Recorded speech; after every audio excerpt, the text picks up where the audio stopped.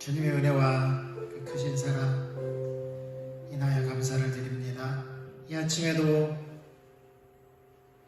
우리가 주님 때문에 주님의 이름으로 이 자리에 모였습니다. 오직 예수 그리스도 이름만이 우리를 구원하시고 또 아버지께로 나아가는 은혜의 보좌로 나아가는 유일한 길이오니 주님, 이 시간도 그 길을 따라 나아갈 때에 주님 은혜를 부으시고 주님 알게 하시옵소서. 주의 영광의 빛으로 이곳에 오시옵소서. 주님을 찬양합니다. 예수님의 이름으로 기도합니다. 아멘.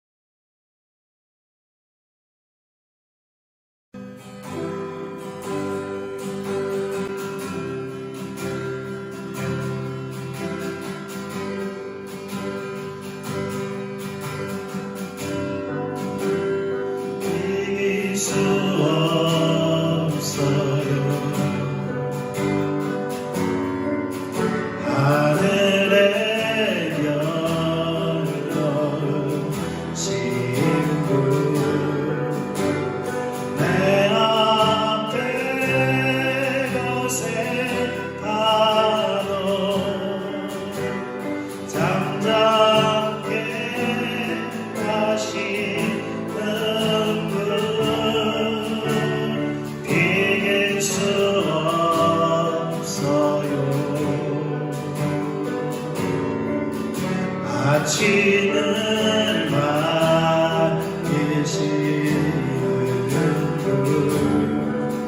이 땅의 소망에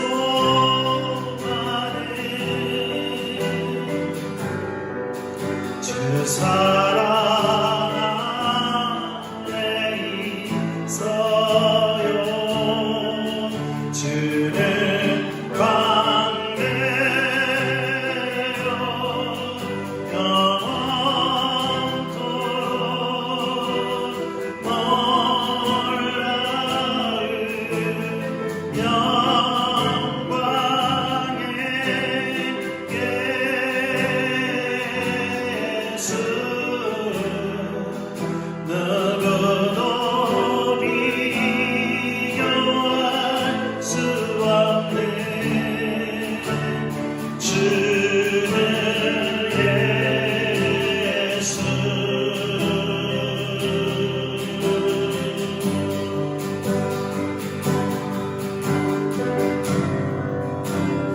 이길 수 없어요. 하늘에 열어오신 분 내 앞에 거센하도 잠잠케 하시는 밤이 지나도록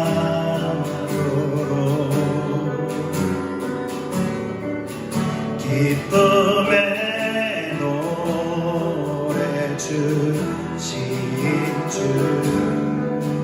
아침이 오도록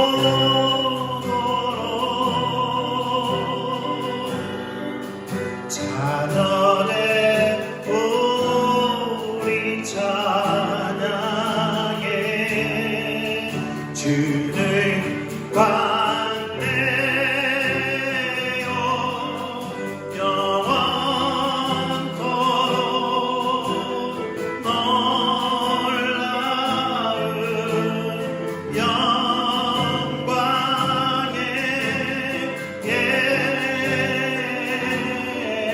예수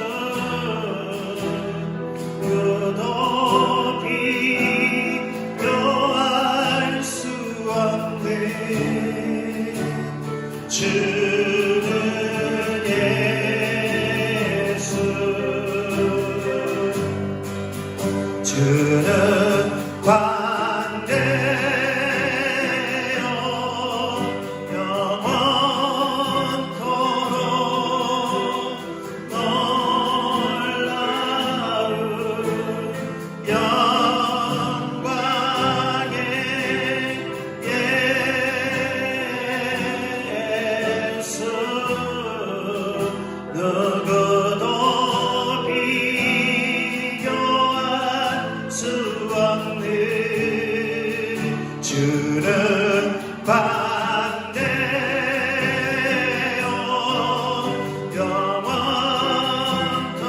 영원토록 놀라운 영광의 예수 누구도 비교할 수 없는 주는 예수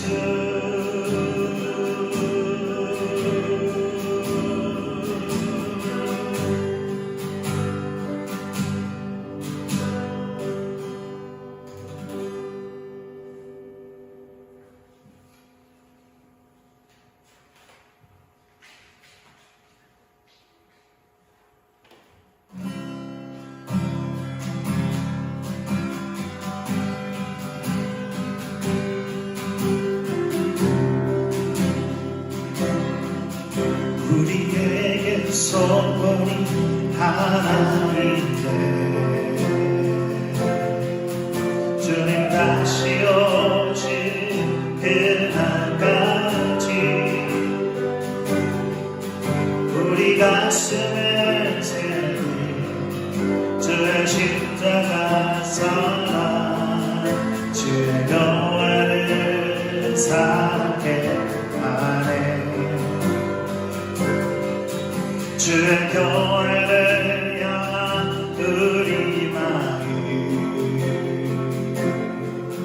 희생과 포기와 가난과 고난 아물며 지금조차 우릴 막을 수 없네 주의 교회는 이 땅에 이만 교회들에게 예배를 예배되게 우리 사용하소서 진정한 분예란 오늘 임하도록 우리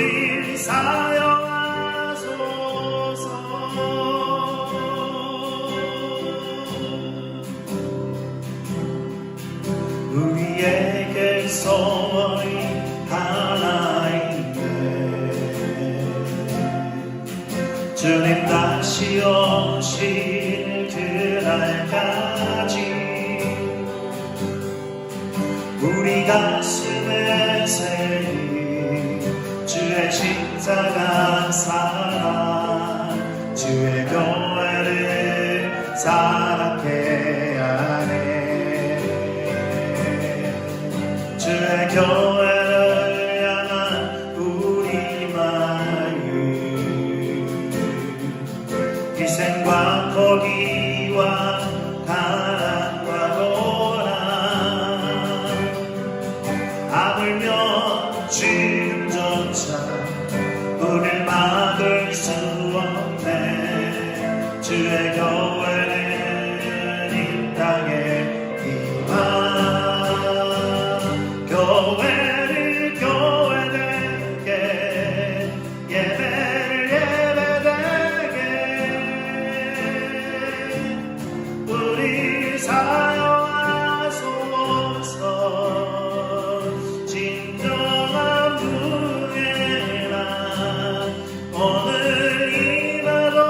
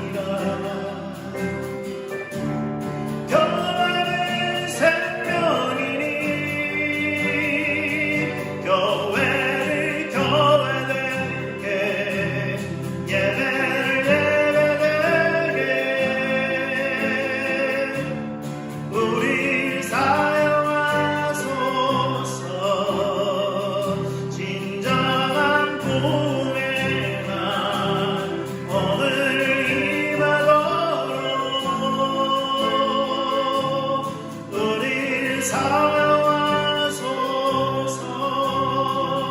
교회를 교회에게, 예배를 예배에게 우리 사용하소서. 진정한 부흥회가 오늘 임하도록 우리 사용하소서.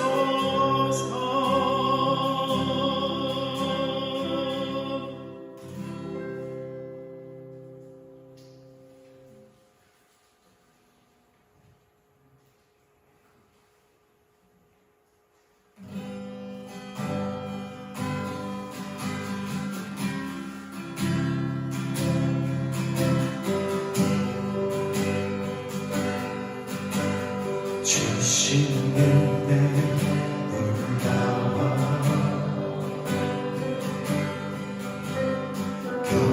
경외하며 섭니다. 형제 안에 주의 얼굴 대면하여 봅니다.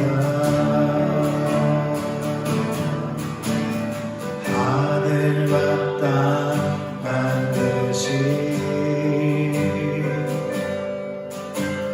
주님 날 부르셔서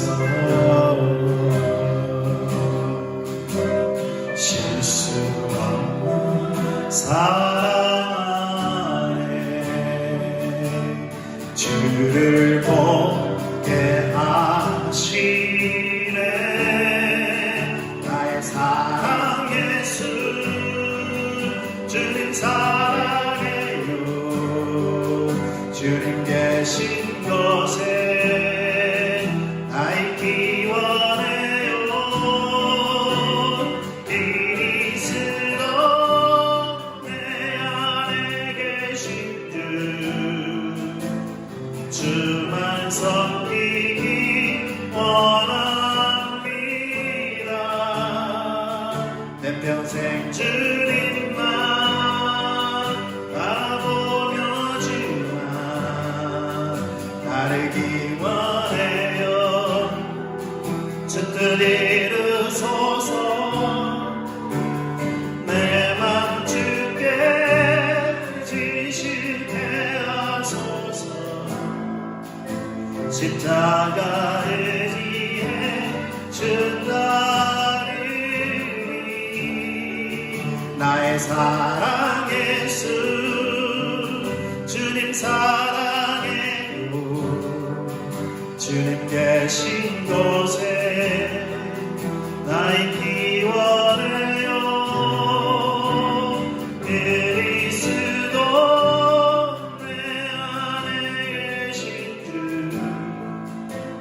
주 주만 섬기기 원합니다. 내 평생 주님만 바라보며 주만 따르기 원해요. 주 뜻 이루소서. 그리스도 내 안에 계신 주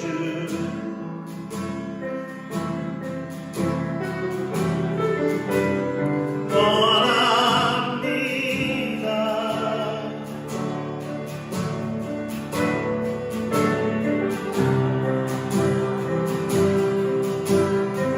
주신 은혜 주신 은혜 놀라워 경외하며 섭니다. 제 안에 주의 얼굴 대면하여 봅니다. 하늘과 땅 만드신 주님 날 부르셔서 실수 없는 사랑 안에 주를 보게 하시네. 나의 사랑 예수 주님 사랑해요. 주님 계신 곳에 나 있기 원해요. 그리스도 내 안에 계신 주만 섬기기 원합니다.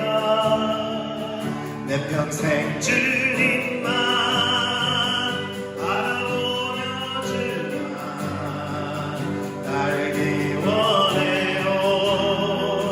주 뜻 이루소서. 내 맘 주께 지식케 하소서. 십자가 의지에 주 따르리 주 따르리.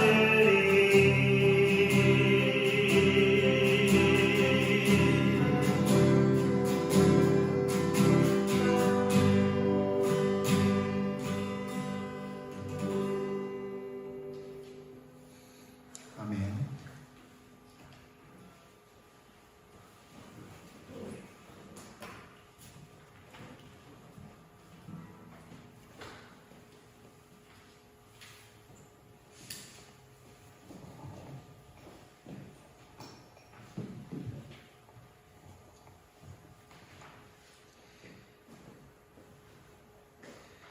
네, 거제 일회교회 주일 예배 함께 하시는 한 분 한 분을 예수님으로 축복하고요.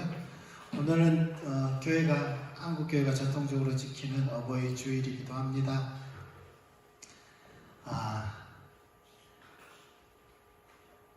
어제 우리가 중보기도 가운데 하나님께 주신 마음이 오늘도 다시 한번 이렇게 생각이 났거든요.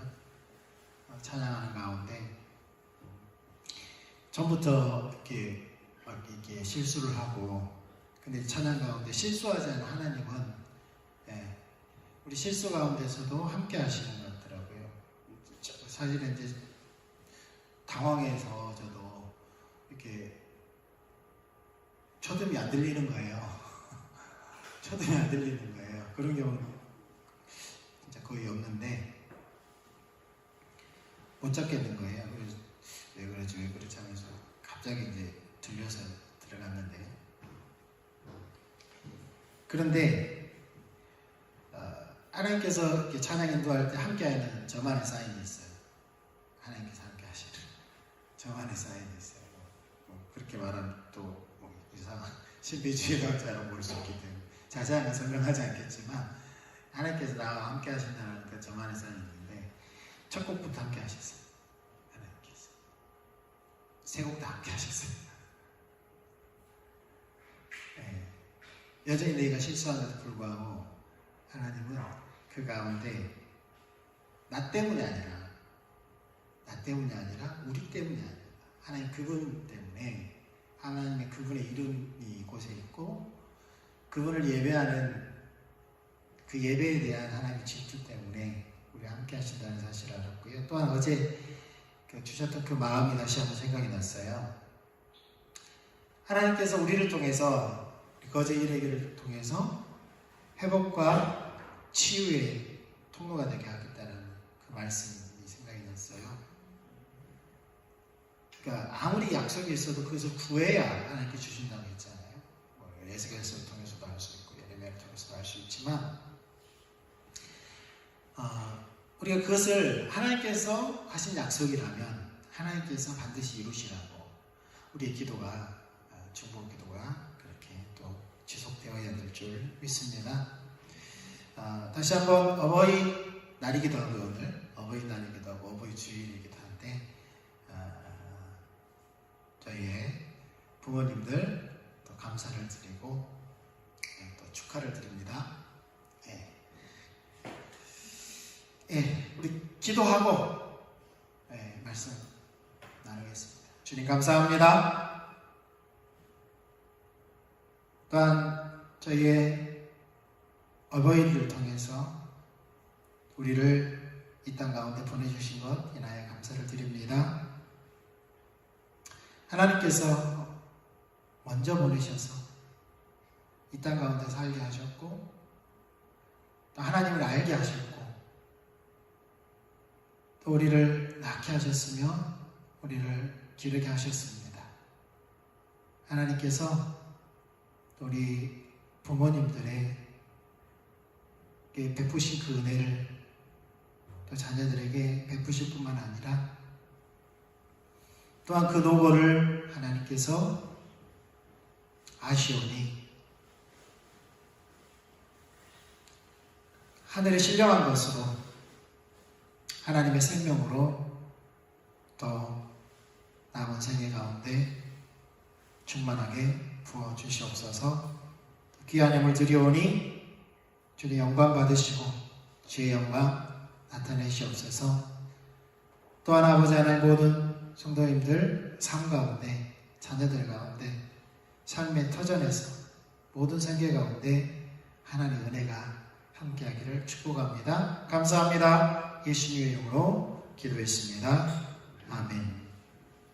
하나님 말씀 보겠습니다. 고린도후서 3장 6절입니다. 고린도후서 3장 6절.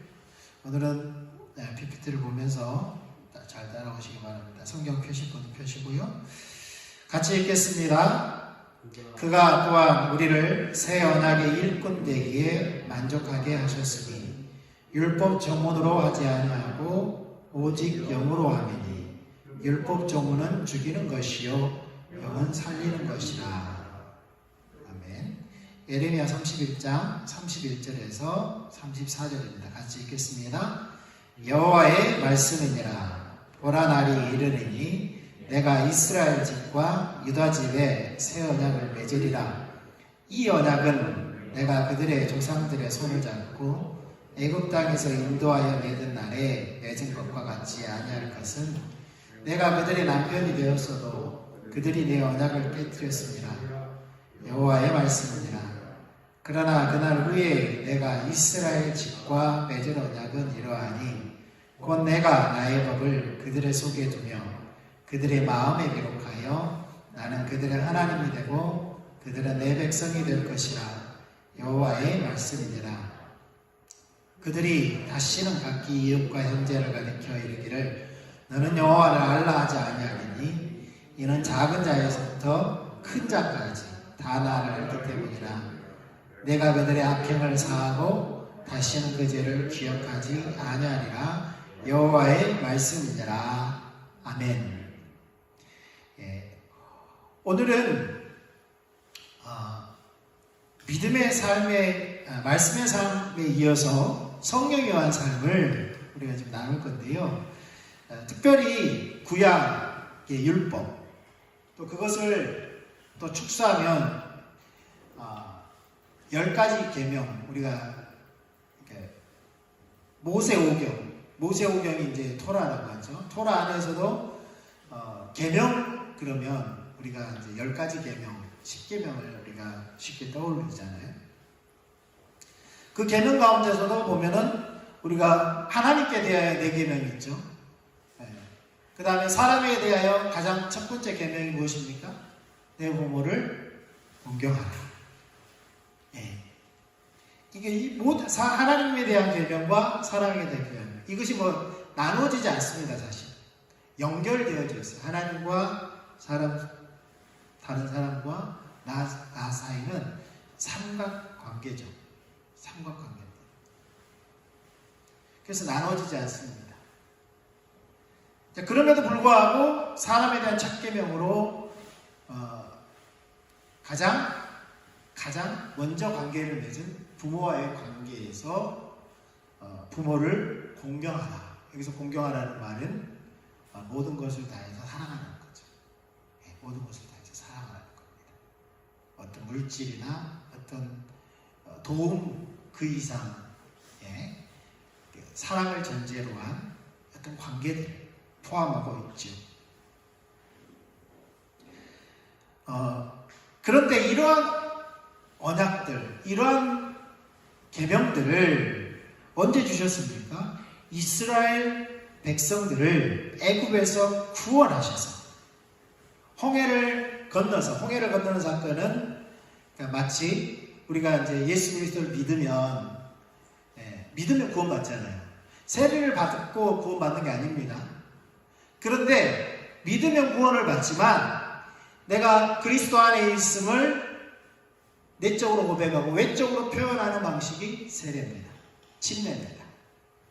내가 그리스도에게 속하고 그리스도의 제자가 되겠다라는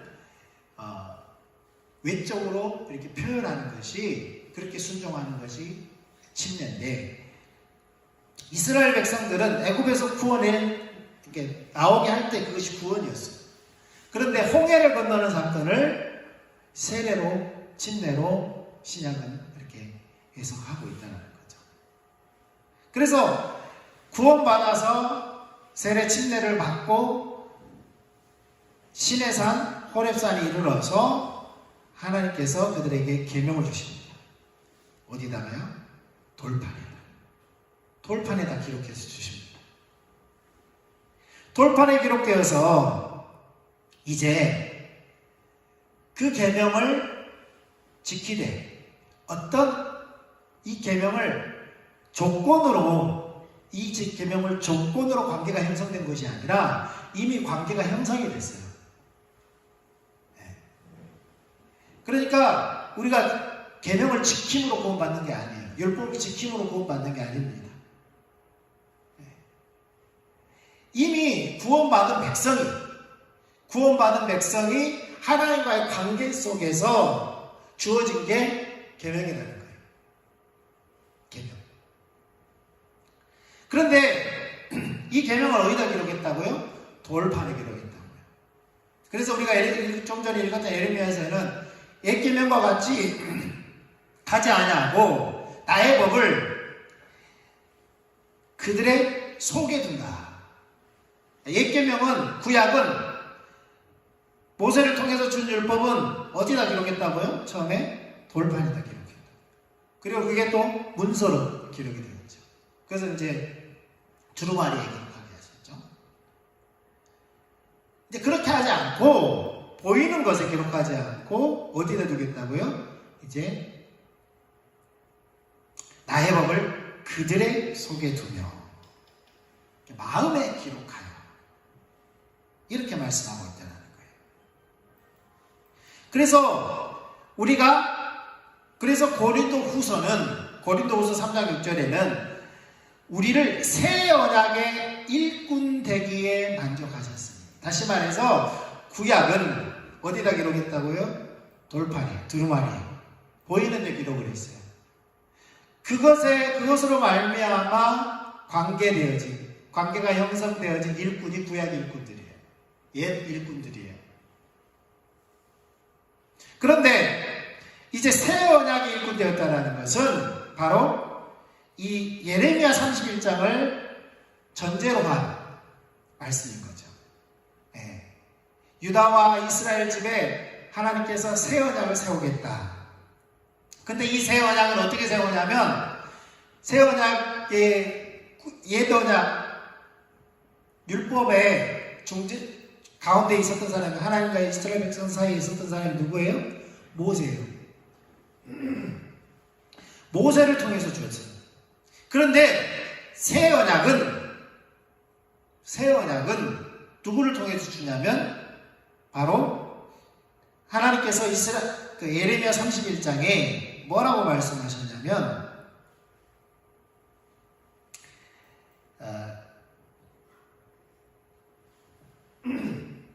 33절을 보겠습니다. 그러나 그날 후에 내가 이스라엘 집과 맺을 언약은 이러하니 곧 내가 나의 법을 그들의 속에 두며 그들의 마음에 기록하여 나는 그들의 하나님이 되고 그들은 내 백성이 될 것이라. 여호와의 말씀이니라. 그런데 하나님께서 이렇게 새 언약을 말씀하시면서 하나님의 영을 우리 안에 두어서 그 영으로 말미암아 우리가 우리의 마음판에 새 언약을 새기겠다고 말씀하고 있다는 사실입니다. 그래서 우리의 마음판에 새겨서 마치 이스라엘 백성들과 그 출애굽기 19장에 보면 계명을 주시고 내가 그들의 하나님이 되고 그들은 나의 백성이 되는 그런 관계로 초청하시듯이 성령을 주셔서 우리로 하여금 새 언약의 일꾼이 되도록 초청하셨다는 겁니다. 새 언약을 주셔서 성령으로 말미암아 우리 안에 새 언약을 주셔서 이스라엘이 과거에 하나님의 백성이 되고 하나님은 이스라엘 하나님이 된 것처럼 우리가 그런 관계, 그래서 우리를 새 이스라엘이라고 말하는 겁니다. 새 이스라엘. 왜냐하면 성령이 오셔서 성령으로 말미암아 하나님의 말씀을 마음판에 새기는 자들은 뭐가 된 거예요? 신의 산에서 언약을 맺은 이스라엘과 같은 또 다른 새로운 이스라엘이 된 겁니다. 그런 관계가 된 거예요. 우리가 이스라엘이 됐다는 그 말이 아니라 상징적으로 그러한 하나님께서 신의 산에서 하나님과 이스라엘 백성들과의 맺은 그 언약으로 말미암아 하나님과 백성이 된 것처럼 우리가 이제 성령으로 말미암아 맺어진 새 언약으로 말미암아 하나님이 우리 하나님이 되고 우리가 하나님의 백성이 된 그런 관계가 됐다는 거예요. 그래서 그것을 표현하자면 새 이스라엘이다. 영적인 이스라엘이다. 라고 표현하는 것입니다.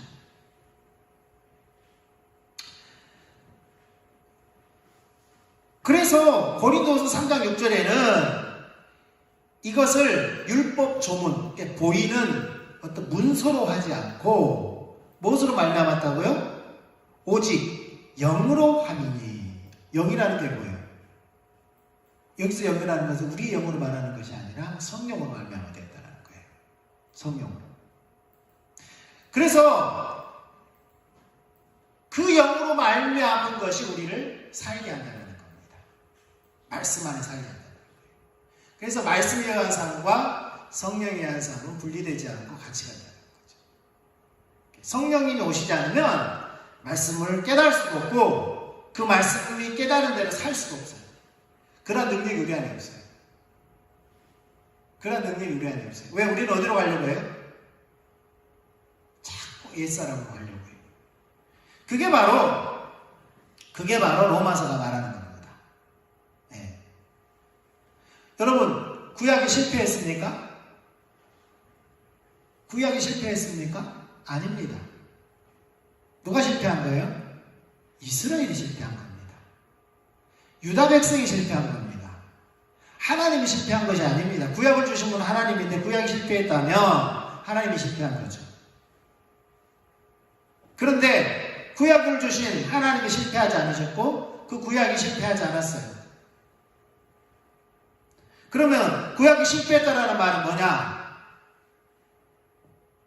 우리가 그 구약을 단순히 문자에 의한 삶으로 살려고 하는 우리의 뭐 때문에?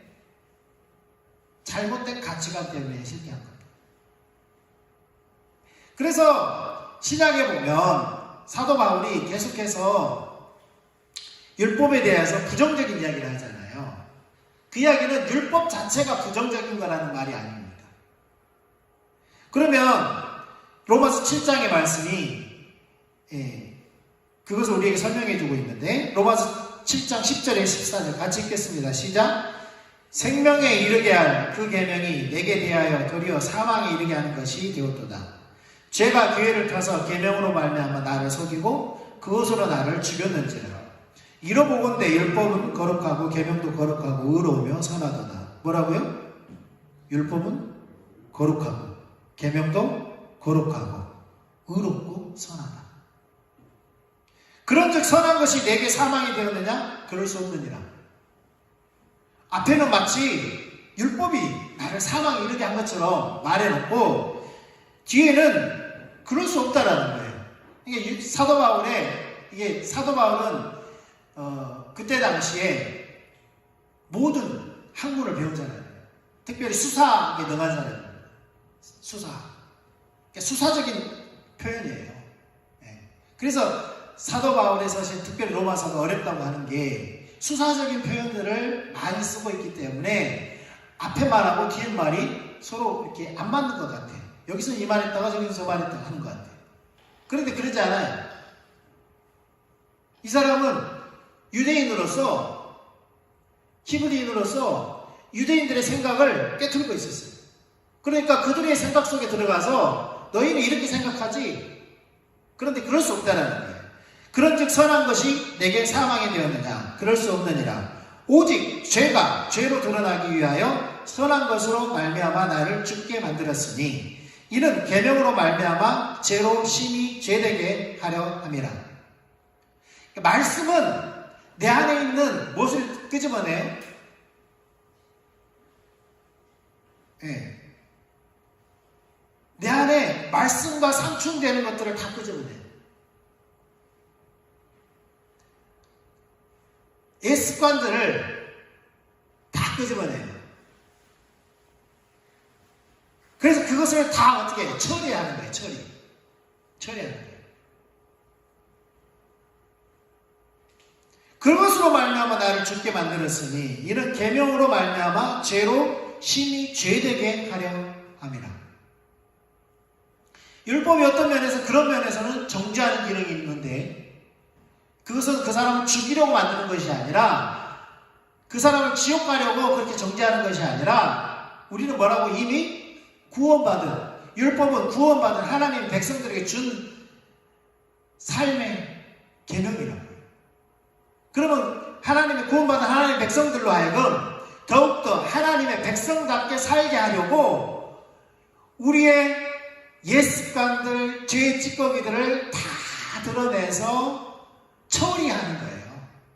그 사람을 정죄하고 멸망시키고 지옥으로 보내려고 율법이 그것을 찾아내는 것이 아니라 어떻게 하려고? 더 깨끗하게 만들어서 하나님의 백성다운, 하나님의 자녀다운, 하나님의 일꾼다운 그 삶으로 초청하는 거죠.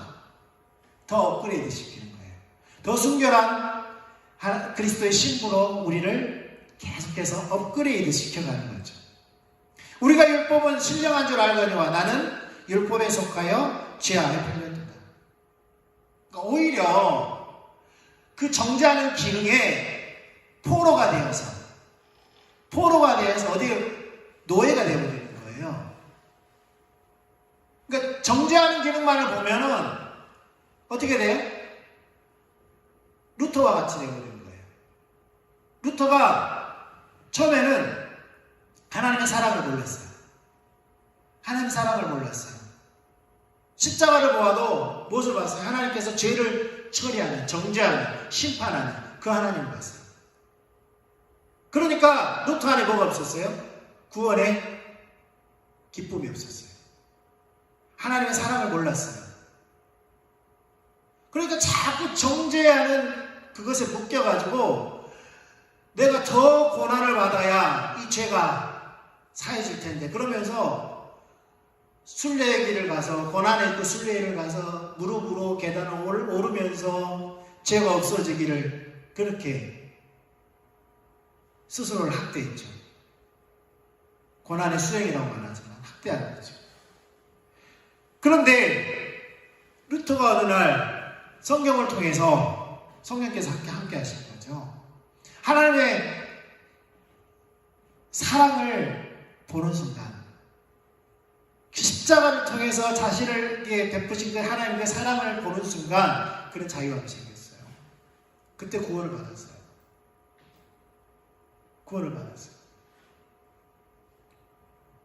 그러니까 율법의 어떤 기능에 우리가 얽매여서 포로가 되어서 어디로 팔려간다고요? 죄 아래로 팔려간다는 거예요. 우리는 구원 받았는데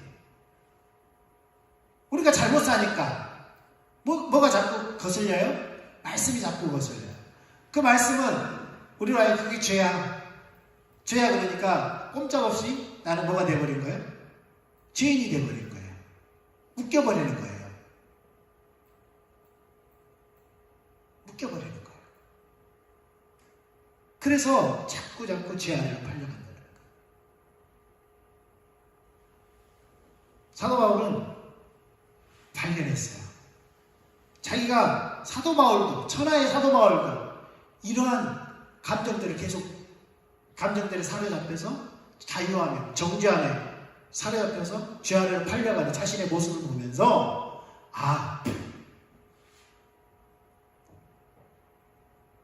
로마 7장을 보세요. 7장과 8장을 보세요. 그가 깨달은 것입니다. 내가 그리스도와 함께 죽었다는 사실.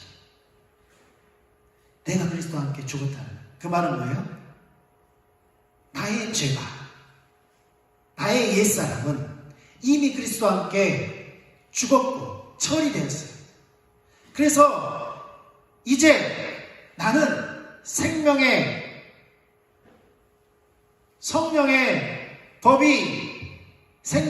법이 나를 자유케 했다라고 선포하는 거예요. 8장에서. 그래서 자기는 날마다 죽는 것을 경험한다. 그 말은 뭐예요? 매일 내가 죽었음을 어제 선포했는데, 그리고 자유함을 얻었는데, 오늘도 여전히 말씀 앞에 설 때에 자기가 여전히 연약한 죄인임을 보고 또 움츠러드는 거예요. 나는 죽었어. 또 깨닫는 거예요. 또 그 다음날도 마찬가지예요. 우리가 그렇잖아요.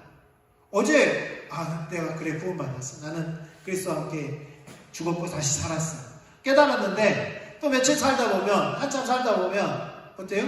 우리가 100% 잘 살아요? 우리가 100% 거룩하게 살아요? 아니잖아요. 그러다 보면 그것이 반복되다 보면 또 뭐예요? 정죄가 우리 안에 들어와요. 이게 반복된다는 살면서. 사도 바울도 그랬다는 거예요. 그러면 말씀이 잘못됐느냐? 아니라는 거죠. 그러니까 구약은 어떻습니까? 네. 여러분, 구약이든 신약이든 성령에 의한 삶이었습니다. 아멘.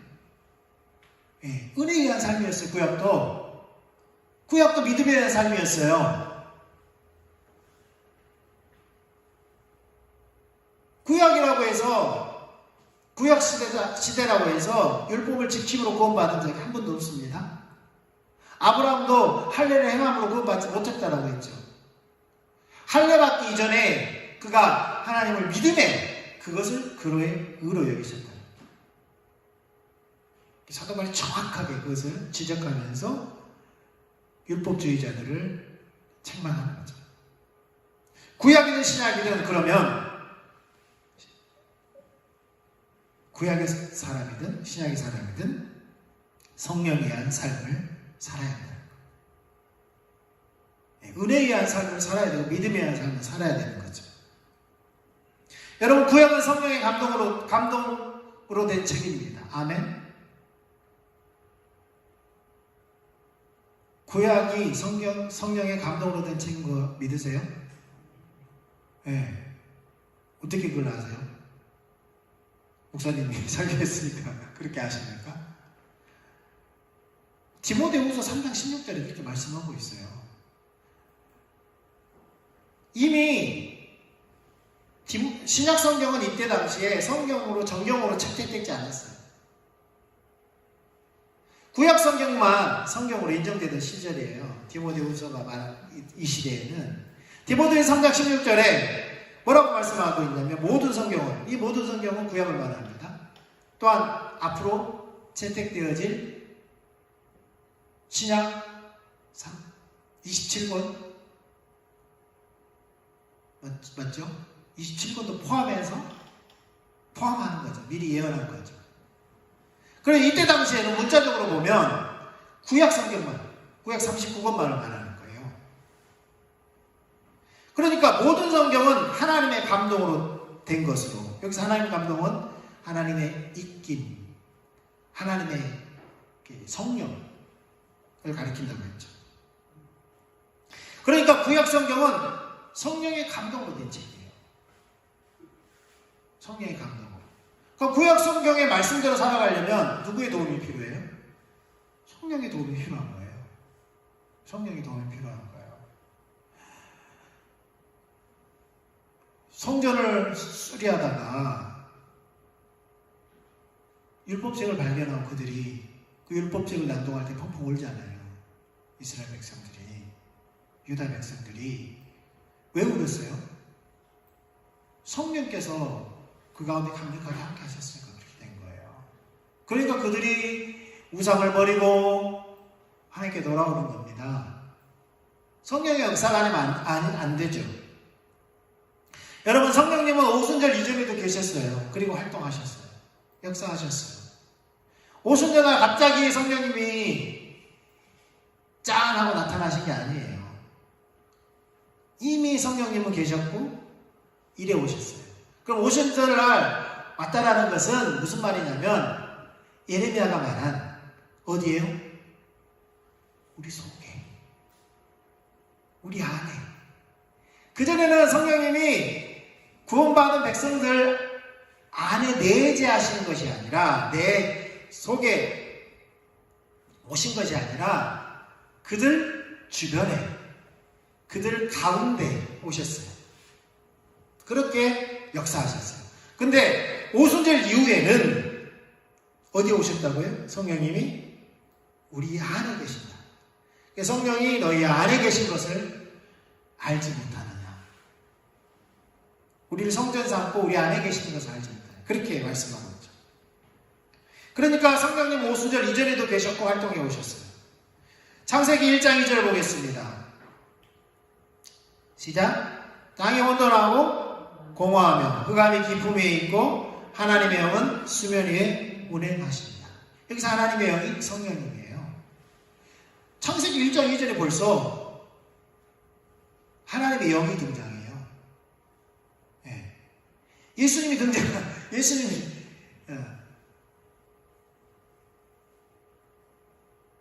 제2의 하나님이 등장하기 전에 벌써 우리가 신학적으로 제3의 하나님이 등장하고 계세요. 물론 1장 1절에 엘로힘 삼위일체 하나님을 다 포함하고 있습니다. 그런데 여기서 하나님의 영이 등장하고 있죠. 물 위에 둥둥둥 떠다녔다 그 말이 아니라고 했죠. 마치 닭이 알을 날개로 이렇게 품듯이 어떻게 했다고요? 지구를 이렇게 감싸고 있었다고요. 성경이. 뭐 신학적으로 여러 가지 논란이 있기 때문에 1장 2절에 대해서 설명하지 않겠습니다만은 하나님의 영이 그렇게 여기 등장하고 계시다는 거예요. 역사하고 계시다는 거죠. 그리고 창세기 41장 38절에 여기 보면 바로가 요셉에 대하여 하는 말이에요. 바로가 그의 신하들에게 이르되 이와 같이 하나님의 영에 감동된 사람을 우리가 어찌 찾을 수 있으리요 하고, 바로의 꿈을 해석해주고 어떻게 해야 될지에 대해서도 이야기했을 때, 아니 다니엘이 내가 하나님의 영에 감동되어서 이렇게 설명했습니다라고 말하지 않고요, 바로가 다니엘을 보면서 야, 저 아이는, 저 사람은 하나님의 성령이 저 사람과 함께하고 있다는 것을 바로가 본 거예요. 하나님의 성령이 누구와 함께하고 있다고요? 요셉과 함께해서 자기의 꿈을 해석하고 또 그 대비책에 대해서도 설명해 주는 거예요. 그러니까 이처럼 하나님의 영에 감동된 사람 우리가 어찌 찾겠느냐? 본 적이 없다. 찾을 수도 없다. 그러니까 이 사람을 내가 총리를 세워서 이 일을 맡길 것이다 라고 한 거예요. 요셉이 꿈을 해석하는 것은 그의 재능이 아니었다는 거예요. 재능이 아니었어요. 하나님의 성령이 함께 하실 때 요셉이 그 꿈을 해석할 수 있었던 거예요. 하나님의 성령. 또한 우리가 실패한 왕 대표적인 사람이 사울이잖아요. 사울이 어떤 사람이었어요? 사울이 왕으로 이렇게 기름 부음을 받고 사무엘상 11장 6절에 사울이 이 말을 들을 때에 하나님의 영에게 크게 감동되네. 그러니까 암몬이 에돔 암몬이죠. 암몬. 그 암몬이 누구냐면 그 룻의 두 딸들이 모압과 암몬이잖아요. 딸들이 낳은 아들. 모압 족속이고 암몬 족속인데 이 암몬이 쳐들어온 거예요. 그래가지고 쳐들어왔는데 그들이 언약을 맺어서 계약을 맺어서 저공을 받고 그렇게 하지 않고 너희가 와가지고 굴욕적인 그러한 관계 가운데 들어올 때에만 내가 너희를 받아주겠다 그런 거예요. 그러니까 이스라엘 백성들이 사람을 보내가지고 막 소식을 전했어요. 구원해달라고. 그랬을 때에 사울이 밭에서 일을 하다 돌아와서 그 소식을 듣고 하나님의 영에 감동돼서 자기가 밭갈이 있던 그 소를 잡아서 각을 떠가지고 이스라엘 온 족속들에게 보내면서 지금 함께하지 않는 사람은 하나님의 백성들이 아니다. 우리의 형제가 아니다. 그렇게 선포했어요. 그러니까 이스라엘 전역에서 유다 3만, 이스라엘 전역에서 30만, 33만의 군대가 모인 거예요. 그래서 암몬 족속을 쳐부셨어요. 그러니까 사울도 초창기에는 하나님의 영에 감동돼서 일을 했어요. 사역을 했어요. 마찬가지입니다. 많은 다윗을 비롯해서 많은 하나님의 사람들이 하나님의 영에 감동되어서 하나님의 영이 성령께서 그들과 함께할 때에 역사를 했다는 거예요. 그러니까 신약이든 구약이든 성령님이 함께하지 않으면 아무것도 할 수 없었어요. 아무것도 할 수 없었어요. 말씀도 깨달을 수 없었고요. 이스라엘 백성들을 구원할 그 힘도 성령님이 주셨다. 그러면 신약은 뭐냐? 아까도 말씀드렸죠. 구약은 한계가 있었죠. 왜요? 성령님이 사사만 하더라도 모든 사람의 성령이 임하셔서 그들을 인도한 것이 아니라 대표적인 사람들에게, 소수의 사람들에게 그렇게 하셨다는 거예요. 그럼 신약은 어디 오셨다고요? 구원받은 모든 백성들에게 요엘서를 통해서 바로 모든 육체의 성령을 부어주리. 그래서 어디에 와 계신다고요? 우리 안에 오셔서 우리 각자를 성령님께서 가르치시고 인도한다.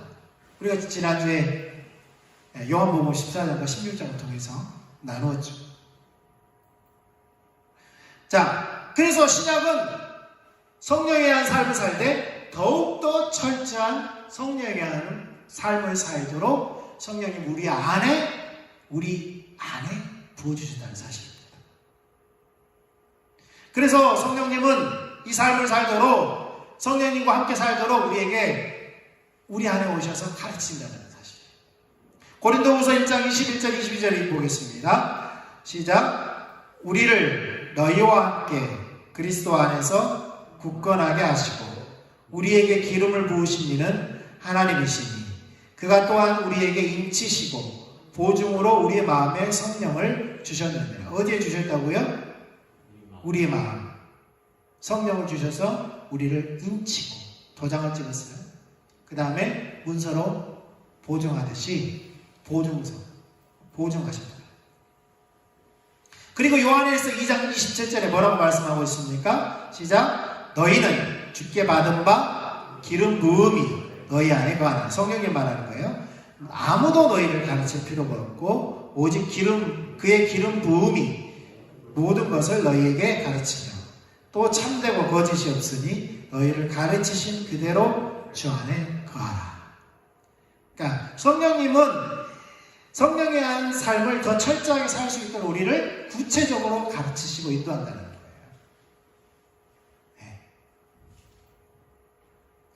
문제는 요한일서 2장 27절 마지막에 너희는 가르치신 그대로 주 안에 거하라 라고 말씀하고 있죠. 네.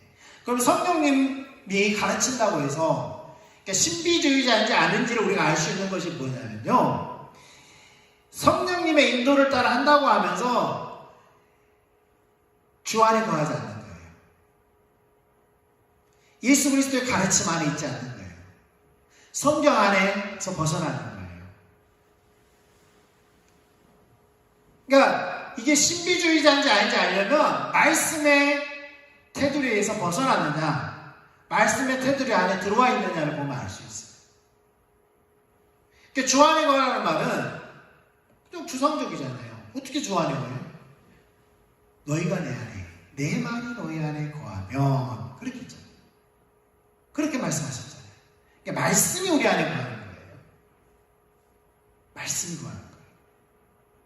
그렇게 살도록 우리를 인도해 가시는데, 그렇게 우리가 그 인도를 따라가는 것이 관건이라는 거죠. 갈라디아서 3장 2절에서 5절 같이 읽습니다. 시작. 내가 너희에게 다만 이것을 알려 하노니 너희가 성령을 받은 것이 율법의 행위로냐 듣고 믿음으로냐. 너희가 이같이 어리석으냐 성령으로 시작하였다가 이제는 육체로 마치겠느냐. 너희가 이같이 많은 괴로움을 헛되이 받았느냐 과연 헛되냐. 너희에게 성령을 주시고 너희 가운데서 능력을 행하시는 이의 일이 율법의 행위에서냐 듣고 믿음에서냐. 그러면 성령이 우리 안에 거하시니까 그럼 우리가 말씀대로 그냥 살려고 노력하면 되느냐? 그것이 아니라는 거예요. 여기서 성령을 받았고 성령을 주시는데 여기에 해답이 있는 거죠. 성령을 주고 계시다는 거예요. 성령 이미 받았어요, 우리가. 그러니까 그래요. 성령에 대한 교리를 정확하게 모르면, 또 한쪽으로만 알면 이미 우리 성령 받았는데 왜 자꾸 성령을 받으라고 하느냐, 성령이 오십시오라고 하느냐, 안 맞는 거죠. 그런데 이 구절을 통해서 사도 바울이 성령을 주고 계시다라는 것을 말씀하고 있어요. 그 말은 뭐냐면 물리적인 말을 하는 게 아니에요. 예를 들어서 성령이 물리적으로 따지면 이미 와 계세요. 와 계시는데 그분이 우리 역사 안으로 우리의 자리를 내어주라는 거예요. 그분의 영향력이 우리 삶에 오도록 계속해서 그분과 교제를 통해서 그분의 가르침 가운데 우리가 그분의 가르침을 따라가라는 거죠. 그러면 성령님이 온다라는 것은, 아니 목사님은 우리 지금 계시잖아요. 같이 여러분 함께 계시잖아요. 근데 제가 여러분의 말을 전혀 다 요새 말로 다 쌩까고 내 마음대로 해요. 그럼 관계가 형성되겠어요? 안 되는 거죠. 서로 존중하는 가운데 서로 관계가 말을 통해서 또 행동을 통해서 어떤 관계들이 형성되어지면 그것들로 말미암아 새로운 결과물들이 나오는 거죠. 마찬가지입니다. 그래서 갈라디아 5장에는 16절에 뭐라고 말해요? 내가 이르노니 너희는 성령을 따라 행하라. 성령을 따라 행하라. 그러면서 하는 말은 그리하면 육체의 욕심을 이루지 않는다. 왜 그럼 우리가 성령을 따라 행해야 되느냐? 아까도 말씀드렸죠. 율법이 나빠서 부정적이어서 우리를 죄 아래로 끌려가는 게 아니에요. 율법은 거룩하고 선해. 근데 우리는 자꾸 어디로 가요? 죄 아래로 가요. 우리 자체가 옛사람으로 돌아가려는 경향이 있다. 하나님 떠나는 경향이 있어요. 습성 때문에. 그러니까 우리가 성령에 붙잡힌 바 되어서 성령의 영향 아래서 성령님과 동행하지 않으면 결과물이 뭐가 나타난다고요? 육체 욕심. 육체 욕심이 결과물로 나타난다는 거죠. 우리 모든 관계 가운데서 마찬가지입니다. 그래서 25절에 만일 우리가 성령으로 살면 또한 성령으로 행할지니 라고 자, 이 시간 말씀을 마치면서 좀 기도했으면 좋겠습니다.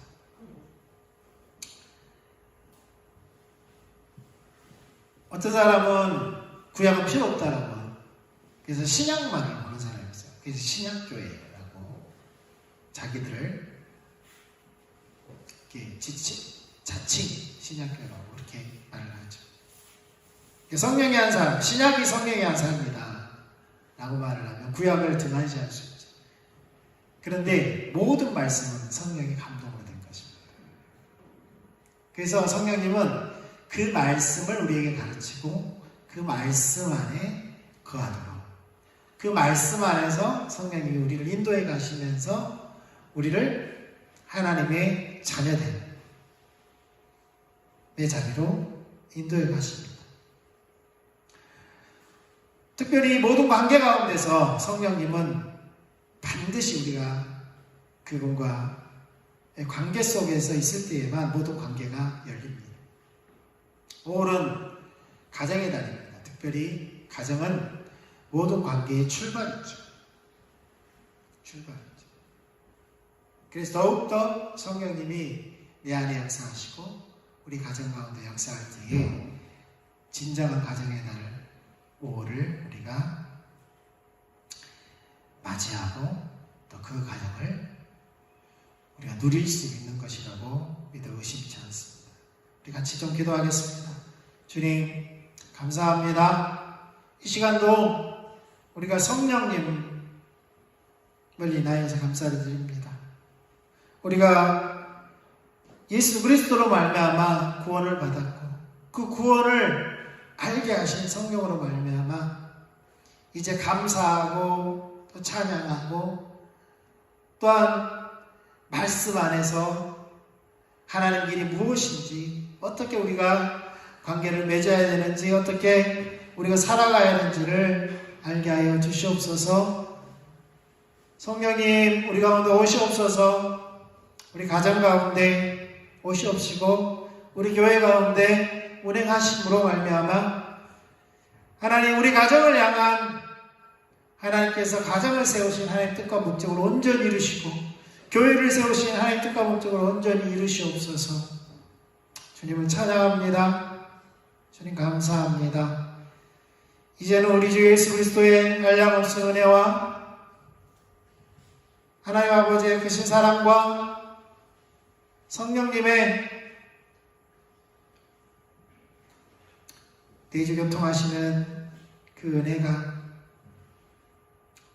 특별히 더욱 철저하게 성령의 삶을 살기 원하는 하나님의 백성들 가운데, 가정 가운데, 우리 교회 가운데, 이 나라의 민족 가운데, 세계 열방 가운데 함께 하시기를 예수님의 이름으로 축원합니다. 아멘.